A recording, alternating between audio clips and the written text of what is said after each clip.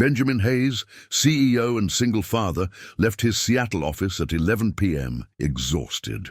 In the alley beside his building, he found a little girl and her scruffy dog sleeping under cardboard boxes. She looked the same age as his daughter Stella, safe at home.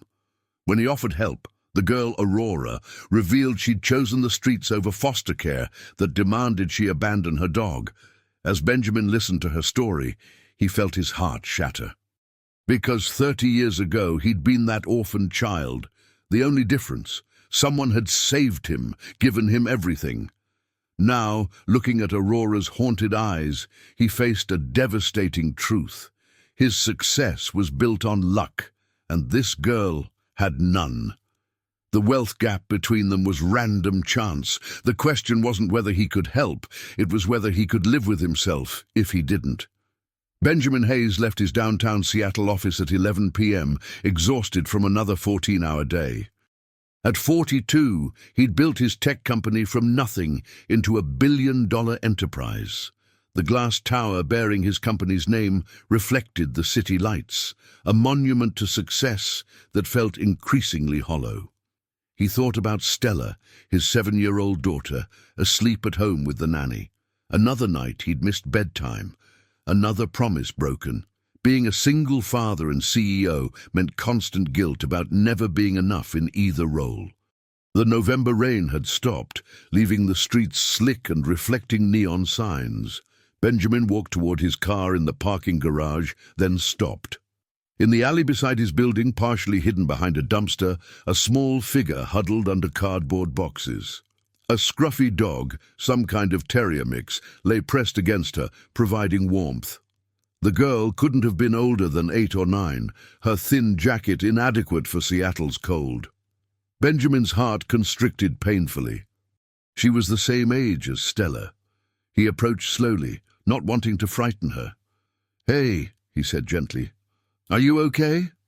The girl's eyes snapped open, brown eyes too old for her young face. The dog sat up, growling protectively, but not aggressively. "We're fine," she said, her voice hoarse. "Please don't call the police." "I'm not going to call anyone," Benjamin said, crouching down. "But you're sleeping outside in the cold. That's not fine.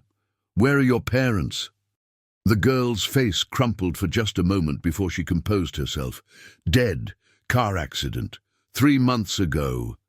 Benjamin felt like he'd been punched. "What about family? Social services?" "Foster care," she said bitterly. "Last place hit me when Buddy barked. Said I had to choose, him or a bed. I chose him." Benjamin looked at the loyal dog, then at this brave, broken child who'd chosen the streets over abandoning her only friend. "What's your name?" he asked. "Aurora." "I'm Benjamin." "Aurora, I have a daughter about your age. Right now, she's asleep in a warm bed, safe, and I can't—" His voice broke slightly. "I can't drive home to her knowing you're out here. Will you let me help?" At a 24-hour diner, Benjamin watched Aurora devour pancakes, while Buddy ate the burger Benjamin had ordered for him. The girl ate like someone who didn't know when the next meal would come, quickly, mechanically, not tasting. "When did you last eat?" Benjamin asked gently. "Yesterday. Found half a sandwich in a trash can." She said it matter-of-factly, without self-pity. Benjamin's stomach turned. While he'd been in meetings about quarterly profits, this child had been eating garbage. "Tell me about your parents," he said. Aurora's eyes filled with tears, but she blinked them back. "Mom was a nurse. Dad drove for a delivery company. We had an apartment in Renton.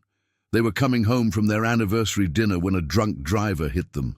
Both died instantly. And you went into foster care. My aunt was supposed to take me, but she said she couldn't afford another kid. Social services placed me with the Johnsons. They seemed nice at first." Aurora's hand absently stroked Buddy's head.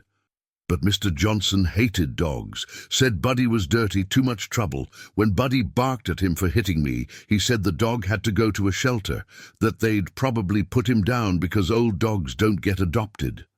"So you ran," Benjamin said quietly. 2 weeks ago. Took my backpack, took Buddy, left at night. Been moving around since then. Aurora looked at him with those two old eyes. You can't make me go back. I won't leave Buddy. Benjamin saw himself in this fierce, loyal child, and the sight broke his heart. Aurora, I need to tell you something, he said carefully. When I was 9 years old, my parents died too. House fire. I was at a friend's sleepover, so I survived. I went into foster care, bounced around for 2 years.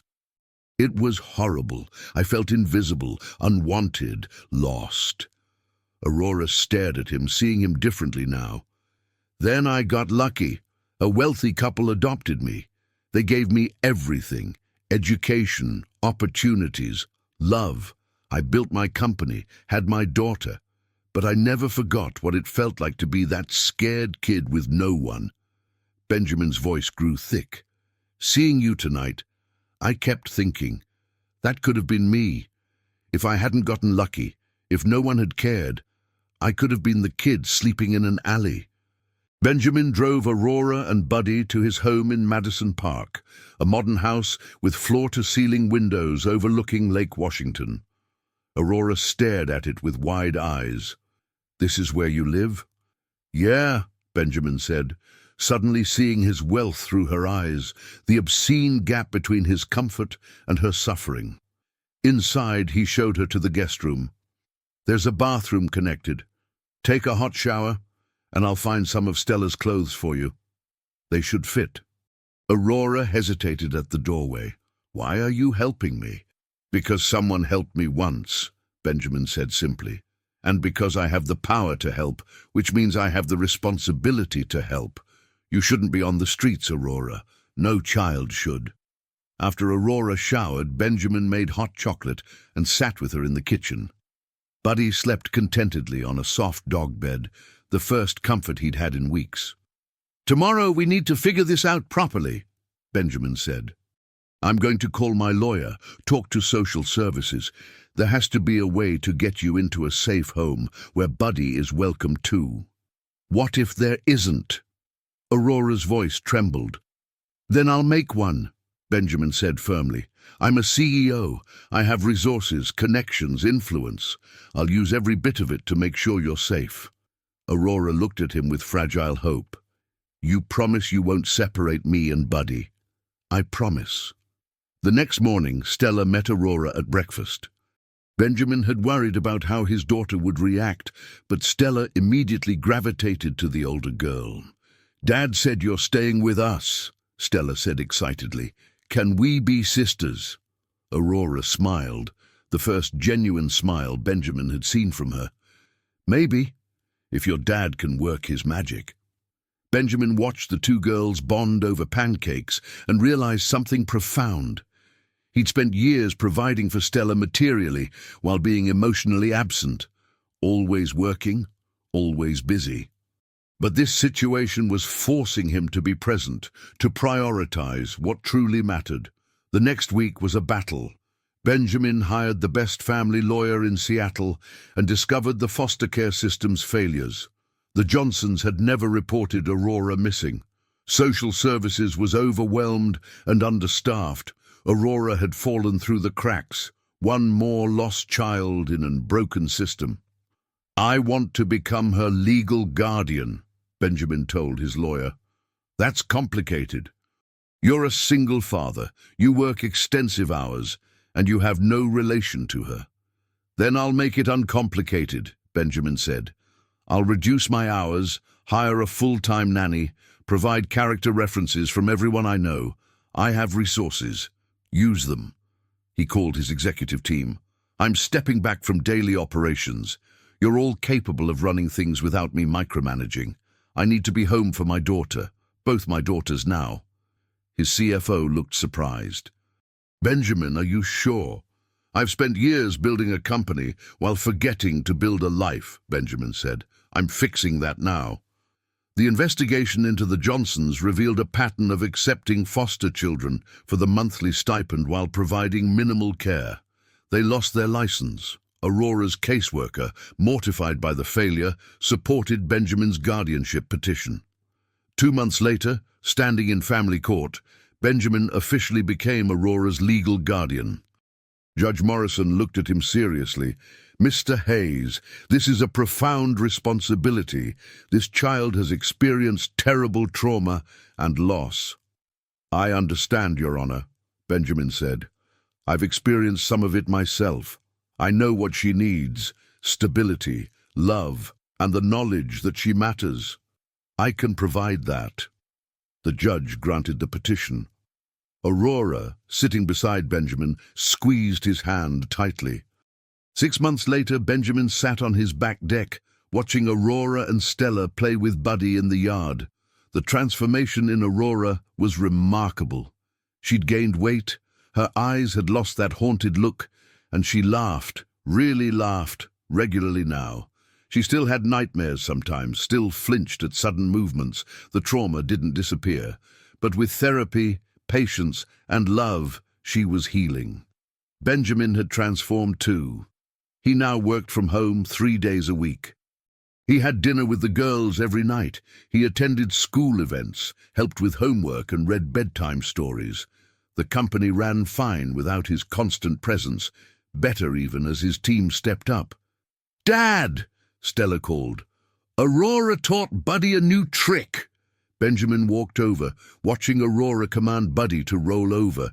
The dog performed perfectly, and both girls erupted in giggles. "You're good with him," Benjamin said. Aurora smiled. "He saved my life, you know. Those nights on the street, if I didn't have him, I would have given up. He gave me a reason to keep fighting." "And you saved him right back," Benjamin said. "You chose him over safety. That takes incredible courage." "You chose us too," Aurora said quietly. "You didn't have to. You could have just called social services and walked away, but you didn't." Benjamin knelt down to her level. "Aurora, the night I found you, I saw myself. I saw the kid I was, scared, alone, convinced nobody cared. Someone cared about me, and it changed everything. How could I not do the same for you?" Aurora hugged him tightly. "Thank you for not walking away." That evening, after putting both girls to bed, Benjamin stood in Aurora's doorway. She decorated her room with art from school, photos of her parents on the nightstand, beside new pictures of her new family. Buddy slept at the foot of her bed, faithful guardian. She'd asked to keep one thing from her time on the streets, the cardboard box she'd used as shelter. Benjamin had wanted to throw it away, but Aurora insisted. "I need to remember," she'd said. "I need to remember what it felt like, so I never forget to help other people who feel that way." At 9 years old, she already understood something Benjamin had taken decades to learn. Privilege carries responsibility. His phone buzzed, a text from his lawyer. 3 more kids approved. The shelter is ready. Benjamin smiled. He'd used his wealth to establish a shelter specifically for homeless children with pets, a place where kids would never have to choose between safety and their loyal companions. Aurora had helped design it, insisted on certain features. She'd meet the first residents next week. From tragedy and guilt, purpose had emerged. From one cold night in an alley, a family had formed. And from confronting his own privilege, Benjamin had discovered what success really meant. Not the size of your company, but the lives you touch, the children you save, the difference you make. Aurora had broken his heart that night in the alley. But in the breaking, she'd also healed it.